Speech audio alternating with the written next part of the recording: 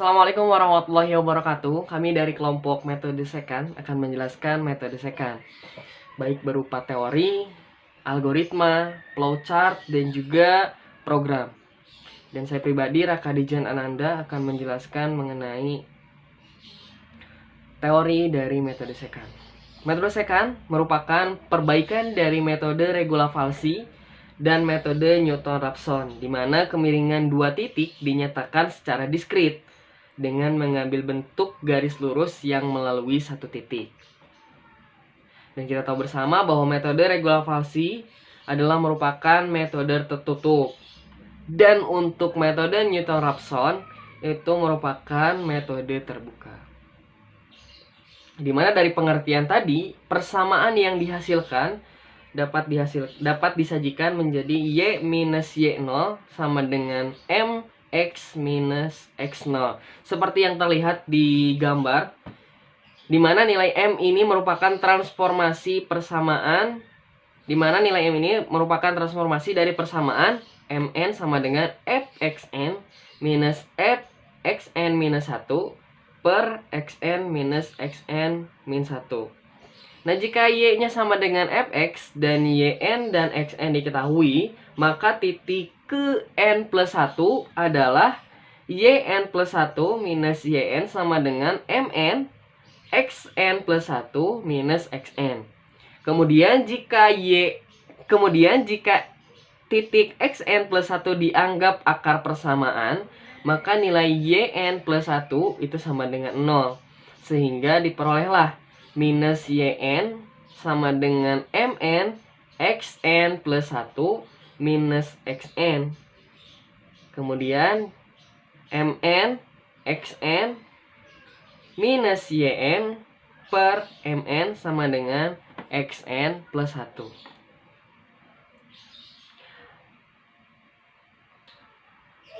Atau dari persamaan tadi, Xn plus 1 sama dengan Xn minus Yn 1 per Mn. Jadi Xn plus 1 sama dengan Xn minus Fxn Xn minus Xn plus 1 per Fxn minus Fxn plus 1. Nah, jadi berdasarkan persamaan yang tadi, yang 714 yang bisa terlihat dalam gambar, diketahui bahwa untuk memperoleh akar persamaan itu diperlukan dua buah titik pendekatan. Sehingga diambillah titik pendekatan yang kedua adalah X1 sama dengan titik pendekatan pertama atau X0 ditambah 10 kali nilai toleransi error. Nah, selanjutnya algoritma dari metode second itu sendiri. Yang pertama, dari persamaan yang akan dicarikan akar-akarnya menggunakan metode second, itu yang pertama, definisikan dulu Fx dan turunan pertama Fx-nya. Dan kemudian karena ini metode terbuka, kita tahu bersama bahwa metode terbuka itu memiliki karakteristik yang pertama, tidak menggunakan selang interval. Dan yang kedua, perlu adanya tebakan awal. Dan nantinya hasilnya itu bisa konvergen, atau dia akan menemukan akar-akarnya.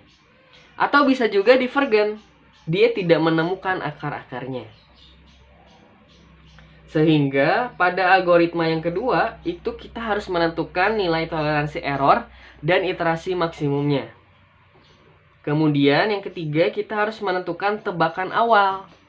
Karena ini metode terbuka, jadi harus ada tebakan awal X0 dan X1. Nah, X0-nya kita bisa tentukan berapa di titik berapa. Dan untuk X1-nya menggunakan persamaan yang tadi, yang titik pendekatan pertama atau X0 ditambah 10 kali nilai toleransi errornya. Dan setelah itu, setelah dapat X0 dan X1, maka langsung hitunglah Fx0 dan juga Fx1. Dan kemudian untuk iterasinya, I-nya itu sama dengan 1, jadi dari mulai 1 sampai dengan maksimumnya kita mau tentukan berapa kali iterasinya, 10 kah, 9 kah, 8 kah. Intinya Fx itu lebih dari atau fx, nilai fx itu lebih dari sama dengan nilai error. Dan untuk menghitung x-nya itu kita menggunakan persamaan yang tadi, yang persamaan 7/14, yang xn plus 1 sama dengan xn minus fxn minus xn plus 1 per fxn minus fxn plus 1. Begitu seterusnya sampai menemukan akar persamaan di nilai x yang terakhir, yang mengandung nilai toleransi terkecil. Gitu. Untuk memudahkan kita dalam menggunakan metode secant, kita harus menggunakan codingan program-program agar kita dapat memudahkan perhitungan dan juga memudahkan menemukan nilai x akhirnya. Untuk programnya nanti akan dijelaskan oleh partner saya yang selanjutnya. Terima kasih, saya Raka Dijan Ananda. Assalamualaikum warahmatullahi wabarakatuh. Flowchartnya agar bisa dijadikan nanti kode program.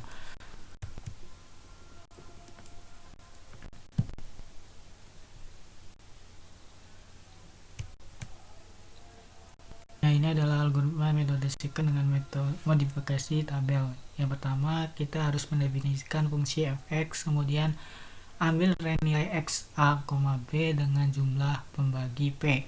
Yang ketiga, masukkan toleransi error e dan masukkan iterasi n. Yang keempat, gunakan algoritma tabel diperoleh titik pendekatan awal x0 dan x1 untuk setiap range yang diperkirakan terdapat akar dari fx dikali fungsi fxk plus 1 kurang dari 0, maka x0 sama dengan xk dan x1 sama dengan x0 plus b min 0 min a per p. Sebaiknya gunakan metode tabel atau garis untuk menjamin titik pendekatannya adalah titik pendekatan yang konvergensinya pada akar utama yang diharapkan.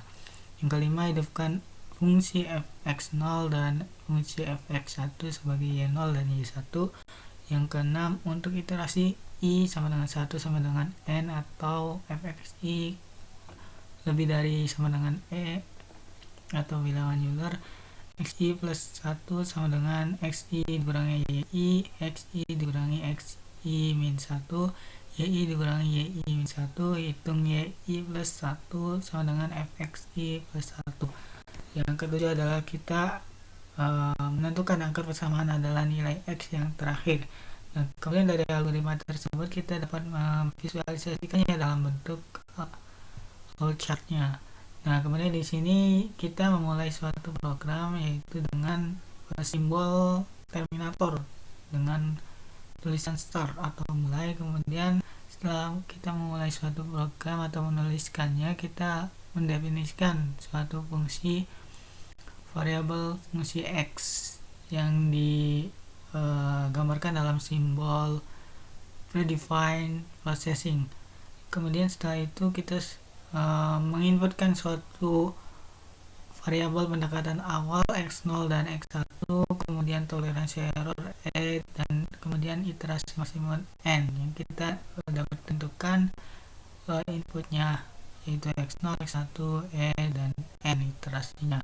Kemudian di dalam suatu simbol input. Kemudian setelah input kita dapat menentukan variabel y1 itu kita inisiasi sebagai fx0 dan y2 kita inisiasi sebagai fx1 yang kemudian kita proses dalam simbol proses predefined. Kemudian ini ada iterasi kita mulai suatu proses yang dinyatakan dalam simbol proses, di mana metode secant ini kita iterasi dari metode 0 terlebih dahulu. Kemudian setelah itu di sini ada simbol decision atau pemilihan yang jajar genjang seperti ini, di mana nilainya fx jika fx sama dengan e0 atau iterasi kurang dari sama dengan n, maka jika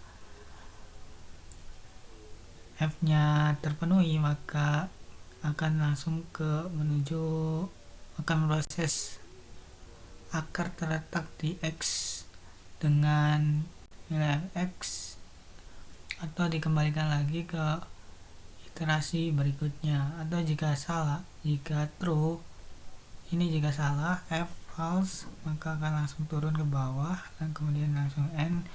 Atau jika true, maka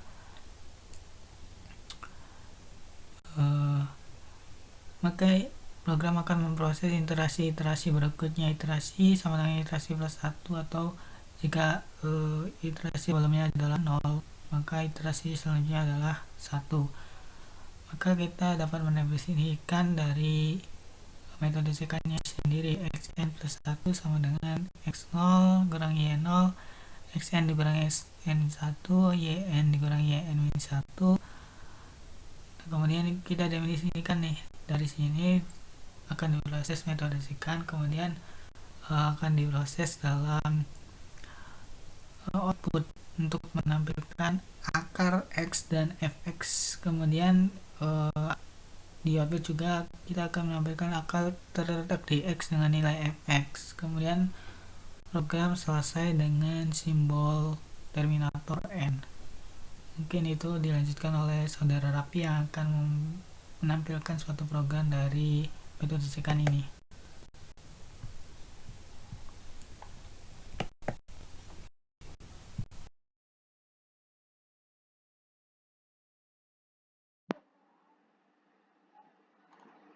Assalamualaikum warahmatullahi wabarakatuh. Di sini saya Muhammad Rabriza dari kelompok metode sekan akan menjelaskan codingan yang kami gunakan. Di sini display metode sekan adalah untuk menampilkan judul. Dan untuk di sini E sama dengan 0,005 merupakan sebuah nilai error apabila di sini berbeda dari soal, tinggal diganti saja gitu. Jadi ini karena di soal yang saya menggunakan error seperti ini, saya menggunakan error ini. Selanjutnya ada X0. X0 ini adalah batas awal yang dimasukkan nantinya. Lalu ada XB, merupakan nilai batas atas yang akan dimasukkan nantinya juga. Kemudian ada F inline, ini merupakan fungsi dari soal.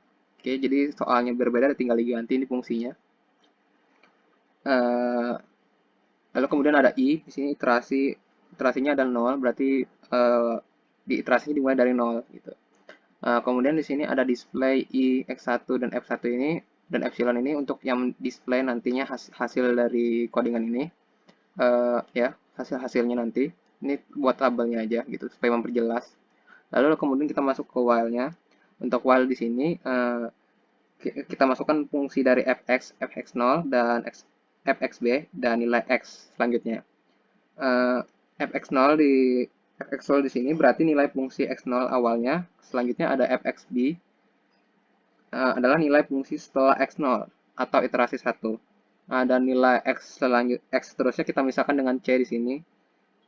Dengan rumus xb kurang fungsi xb dikali xb kurang x0 bagi fungsi xb kurang fungsi x0. Kemudian di sini ada m. Maksud dari menggunakan absolute di sini, agar hasil dari m ini selalu positif, tidak pernah 0. Oke. Setelah ini penjelasan ini langsung saja kita apakah berhasil aplikasinya dijalankan. Nah, di sini saya menggunakan x0-nya 2, xb-nya 3, ya, dan seperti ini hasilnya. Ya, sekian penjelasan codingan dari metode sekan. Kurang lebih mohon maaf. Assalamualaikum warahmatullahi wabarakatuh.